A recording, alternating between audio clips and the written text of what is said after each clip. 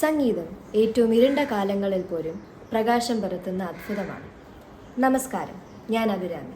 ഇവിടെ നമ്മോടൊപ്പം ഇരിക്കുന്ന അതിഥി ധൈര്യത്തിൻ്റെയും പ്രതീക്ഷയുടെയും ഒരു മികച്ച ഉദാഹരണമാണ്.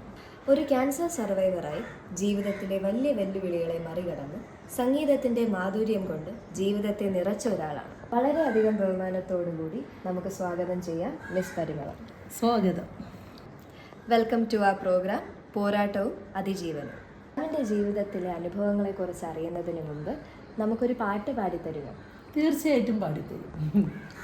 മോഹം കൊണ്ടു ഞാൻ ദൂരേതോ ഇണം പൂത്തനാൾ മധു തേടിപ്പോയി. മാം, ക്യാൻസർ ഉണ്ടെന്ന് അറിയുന്നത് എങ്ങനെയാണ്? അതെപ്പോഴാണ് അറിഞ്ഞത് മാം? എനിക്ക് ക്യാൻസർ ഉണ്ടെന്ന് ഡോക്ടർ പറഞ്ഞിട്ടാണ് ഞാൻ അറിഞ്ഞത്. അതിനു മുന്നേ എനിക്ക് പെട്ടെന്നൊരു വേദന ഉണ്ടായി. എൻ്റെ ഈ വലതുവശത്തായിട്ട് ഒരു വേദന എനിക്ക് അനുഭവപ്പെട്ടു. അത് സാധാരണ വരുന്ന വേദനയായിട്ടല്ല എനിക്ക് തോന്നിയത്. പെട്ടെന്ന് വരും, പെട്ടെന്നങ്ങ് മാറും. അങ്ങനെ ഒരാഴ്ച തുടർച്ചയായിട്ട് എനിക്കൊരു വേദന അനുഭവപ്പെട്ടു. അപ്പോൾ ഞാൻ എൻ്റെ ബോഡി ഒന്ന് ചെക്ക് ചെയ്ത് നോക്കി. നമ്മളൊന്നും അങ്ങനെ വളരെ സൂക്ഷ്മതയോടൊന്നും നോക്കാറില്ലായിരുന്നു. ഈ വലതുവശത്തെ ബ്രസ്റ്റിൽ ഒരു ചേഞ്ചായ കളറ്, എന്നുവെച്ചാൽ ഇളം ബ്രൗൺ കളറ്, അവിടെ നമ്മുടെ നുണക്കുഴി പോലെ ഒരു കുഴിവ് വന്നു. അങ്ങനെ ഞാൻ എൻ്റെ ഈ പെരുവിരൽ ഉപയോഗിച്ചിട്ട് ഒന്ന് പ്രസ് ചെയ്ത് നോക്കുമ്പോൾ ഉള്ളിലോട്ട് ഒരു നെല്ലിക്ക വലിപ്പത്തിൽ ഒരു ഉരുണ്ട സാധനം അങ്ങോട്ട് തെന്നി മാറും പോലെ എനിക്ക് അനുഭവപ്പെട്ടു. ഞാൻ എൻ്റെ കയ്യിൽ പേരൂർക്കട ഹോസ്പിറ്റൽ, ഗവൺമെൻറ് ഹോസ്പിറ്റലിൽ രാജ്കുമാർ എന്ന് പറഞ്ഞിട്ട് സർജറി ഡോക്ടർ നമ്പറുണ്ടായിരുന്നു. അപ്പോൾ ഞാൻ അദ്ദേഹത്തെ വിളിച്ച് പറഞ്ഞ് ഇന്ന് എൻ്റെ OP ആണ്, വന്നോളൂ. ചെന്നുടനെ സാറ് ചോദിച്ചു ഇത്ര പെട്ടെന്ന് വന്നു എന്ന് ചോദിച്ചു. ഞങ്ങൾ അത്രയും സ്പീഡിലാണ് ഇതിനെ ഗൗരവമായിട്ടാണ് കണ്ടത്. ആ മുഴ മാമിൻ്റെ ചികിത്സ ഏത് രീതിയിലായിരുന്നു? നമ്മുടെ ബ്രസ്റ്റിൽ വരുന്നതിന് നമുക്ക് മാമോഗ്രാം എന്ന് പറഞ്ഞ ഒരു ടെസ്റ്റ് ഉണ്ട്. പിങ്ക് കളറായിരുന്ന ആ ഭാഗം മരവിപ്പിച്ചതിന് ശേഷം വലിയൊരു സിറിഞ്ച് അത് കുത്തിയുമ്പോൾ ഞാൻ അറിയുന്നില്ല. പക്ഷെ കുത്തി അകത്ത് പോയിട്ട് അവർ കട്ട് ചെയ്തു. അത് നമ്മുടെ പഞ്ചസാര തരി പോലത്തെ ഒരു കഷ്ണം വീതമാണ് അവർ കട്ട് ചെയ്തെടുത്തത്. അത് ഞാൻ കണ്ട്, എനിക്ക് മരവിപ്പ് മാത്രമേ ഉള്ളൂ. ഞാൻ ഇരുന്നിട്ടാണ് അതൊക്കെ കാണുന്നത്. എനിക്ക് വന്ന ക്യാൻസർ കുറച്ച് സ്പീഡപ്പായിട്ട് പടരാൻ സാധ്യതയുള്ളതാണ്. 8 ഇഞ്ചക്ഷനാണ് എടുക്കേണ്ടത്.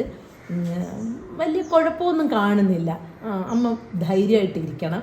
പിന്നെ നമുക്ക് വേറൊരു കാര്യമെന്ന് വെച്ചാൽ നമ്മുടെ ശരീരത്തിൽ നമുക്ക് വേണ്ടാത്ത ഒരു സാധനം കൂടി അത് മാറ്റിയാലേ, അല്ലെങ്കിൽ നമ്മുടെ ശരീരം മൊത്തം അതിനടിമയായി പോകും. മാമിന് ക്യാൻസർ ഉണ്ടെന്ന് അറിഞ്ഞപ്പോൾ മാമിന് എന്താണ് ആദ്യമായി തോന്നിയത്? 1 വർഷമായിരുന്നു എൻ്റെ ചികിത്സ.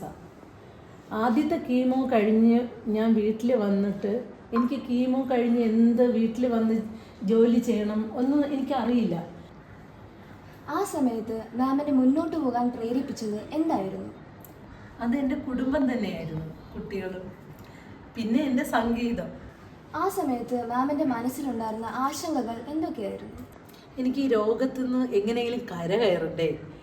ഞാൻ എന്ന് രോഗിയാണെന്ന് പറഞ്ഞ് കിടക്കാൻ പറ്റൂലല്ലോ. അപ്പോൾ ധൈര്യം സംഭരിച്ചു. ധൈര്യം നമുക്ക് ഇന്നസെൻ്റൊക്കെ നമുക്ക് പറയുന്നതായിട്ട് എപ്പോഴും TV-യിലൂടെയൊക്കെ കേൾക്കാറുണ്ടല്ലോ. ധൈര്യമാണ് ഇതിൻ്റെ ആദ്യത്തെ നമുക്ക് വേണ്ടുന്നത്. മാം, തുടക്കത്തിൽ നേരിട്ട പ്രയാസങ്ങളും വെല്ലുവിളികളും എന്തായിരുന്നു? എനിക്ക് ഏറ്റവും കൂടുതൽ വേദന തോന്നിയത് എൻ്റെ മുടി പോയപ്പോഴോ. എന്ന് വെച്ചാൽ എൻ്റെ അച്ഛൻ പറഞ്ഞ് ഞാൻ കേട്ടിട്ടുണ്ട്, എനിക്ക് മുടി പൊടിക്കാൻ ഒരുപാട് പ്രയാസപ്പെട്ടിട്ടുണ്ട്. ക്യാൻസർ മാറിയതിനു ശേഷം മാം എങ്ങനെയാണ് മാമിൻ്റെ ജീവിതത്തിൽ വ്യത്യസ്തമായി കാണുന്നത്? ക്യാൻസർ വളരെ വലിയ ഒരു സംഭവമായിട്ടാണ് ഞാനെല്ലാം കണ്ടിരുന്നത്. പക്ഷേ അത് നമ്മളെ സഹായിക്കുന്ന ഡോക്ടർ പറഞ്ഞ് മനസ്സിലാക്കി തന്നപ്പോൾ നിസ്സാരമായിട്ട് എനിക്ക് അറിയാൻ പറ്റി. എന്നിലൂടെ എനിക്ക് അറിയാൻ പറ്റി. ക്യാൻസർ മറികടക്കുമ്പോൾ മാമിൻ്റെ ജീവിതത്തിൽ സംഗീതം എത്രമാത്രം പ്രാധാന്യമുള്ളതായി? സംഗീതമാണ് നമ്മുടെ ബ്ലഡിലുള്ളത് ജനിച്ച മുതലേ. ഇപ്പോൾ ക്യാൻസറിനെതിരെ പൊരുതുന്ന ഒരാൾക്ക് മാമിന് നൽകാൻ കഴിയുന്ന സന്ദേശം എന്താണ്? നമുക്ക് ധൈര്യം ഉണ്ടായിരിക്കണം. ക്യാൻസർ വലിയ ഒരു രോഗമാണെന്ന് പറഞ്ഞ് നമ്മൾ അതിനെ മനസ്സിൽ കൊണ്ടു നടന്നാൽ വലിയ രോഗം തന്നെയാണ്. പക്ഷേ അത് വന്ന ഉടനെ തന്നെ അത് കണ്ടുപിടിച്ച് ഒളിച്ചു വെക്കരുത്. നമ്മൾ ഡോക്ടറെ കാണുക, അതിനുള്ള ചികിത്സ എത്രയും വേഗം ചെയ്യാൻ നോക്കുക. ജീവിതത്തിലെ ഏറ്റവും വലിയ വിജയം നമ്മൾ വീണു പോകുമ്പോഴും ഉയർത്തെഴുന്നേൽക്കുന്നതിലാണ്. മാമിൻ്റെ യാത്ര ധൈര്യത്തിൻ്റെ ഉത്തമ മാതൃകയാണ്. അത് അനേകർക്ക് പ്രചോദനമാവുകയും ചെയ്യും. മാമിന് ആരോഗ്യവും സന്തോഷവും നിറഞ്ഞ ഒരു ഭാവി ആശംസിക്കുന്നു. നന്ദി, നമസ്കാരം. നമസ്കാരം.